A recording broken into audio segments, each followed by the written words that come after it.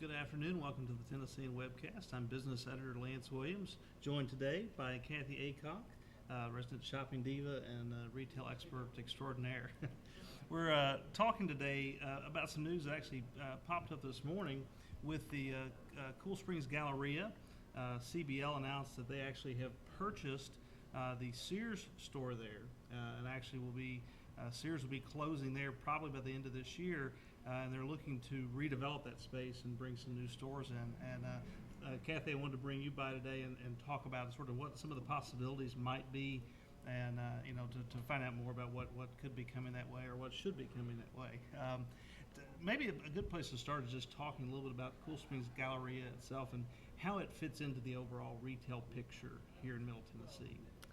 Well, CoolSprings Galleria, about a year and a half ago, really tried to turn the bus around. They were very, very teen-centric in their retail mix. You had Buckle and Abercrombie and Wet Seal, and then Forever 21 opened, and it was the only Forever 21 probably within like a 30 to 60 mile radius. And so there were a lot of teen-centric retailers. They actually bought out other leases. They bought out Eddie Bauer, some underperforming, I think, retailers, and then brought in Ann Taylor, and they brought in The Art of Shaving, and some more high-end adult-centered retail. So I feel like they're doing a better job. For a while, it felt like they were missing the demo a little bit of Williamson County, which is the ninth wealthiest county, I believe, in the state of Tennessee. So a lot of Williamson County adults were driving to Green Hills to get their retail fix, and sending their teenagers to CoolSprings Galleria. And I think they had that light bulb moment once the recession sort of turned that, you know what, we've got to raise the bar a little bit here. So I really think that this could be a really great opportunity for Williamson County because they want more adult-centered, high-end retail. Of course, they would love a Nordstrom. I don't think Nordstrom will do a second site there. I would love a Nordstrom Rack there. They typically don't like to put their Rack stores within 10 or 15 miles of their parent store, and to me that would be a no-brainer. But they also tend to put those stores in strip centers, as you probably know. So what's coming to that mall? If it's a big store, it could be, I know IKEA, there's been a lot of buzz about IKEA. The Container Store has done very, very well in Green Hills, and clearly there's enough buzz that I think they could go in there. There's a Restoration Hardware at Green Hills that could possibly fill that space. But I sort of wonder if they're not, at one point about 5 years ago before the recession, CB unrolled this, hey, we're going to expand. And they were going to do open air marketplace. Oh. And they were going to bring in Ann Taylor Loft and some other stores. And then the recession hit, and they rolled it back all up, and you didn't hear anything about it. In fact, I don't think they've talked about it since. And because McEwen, the area of McEwen in Williamson County, has become just wildly popular, they've got Whole Foods, they've got a Blush, they've got a Lululemon.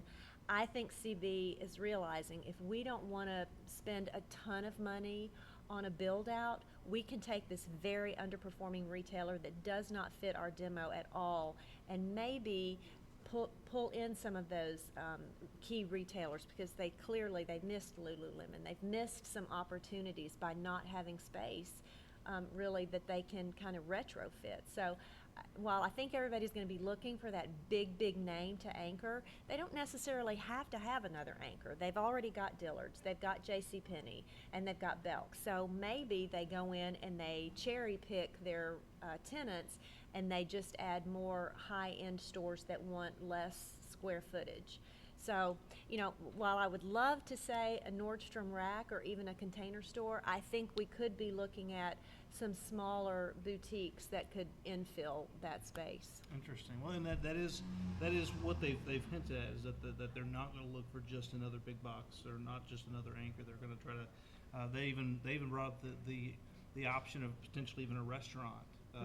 Moving into part of that space. So I think it's going to be interesting to see how that next plays out. Well, and the buzz around Williamson County has been that Cheesecake Factory was looking, and There are already a lot of those sort of branded restaurants in Williamson County, but that one isn't there, and it does really, really well in Green Hills. And they do attach a lot of times to malls, so that could, and that they take a lot of square footage. So if they used part of it for a restaurant and then sort of filled in with some other Chico's or Black House White Market or Loft or some of those retailers that are already in strip centers but would love to be part of a mall, I think you could see a better merchandise mix there.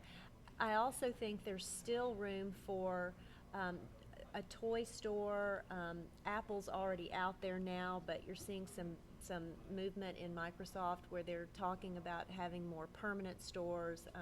There's always that AT&T possibility, the technological stores that used to be out there in kiosks, and maybe they want to brand out now because they've done really well out there. So, but I hope it's men's and women's a little higher end retailers, not so much teen centric or things that are more home decor versus just strictly electronic. Excellent. Well, one final question for those Sears fans out there. What is this an ominous sign for Sears? And they're also converting at Sears in Lexington, Kentucky. They announced that today as well. So I mean, are we seeing this sort of a continued retrenching of that? I have said for about 15 years now, you can't beat Sears appliances. And if you're looking for a washer and dryer or a refrigerator, you're going to go to Sears, a grill, that sort of thing.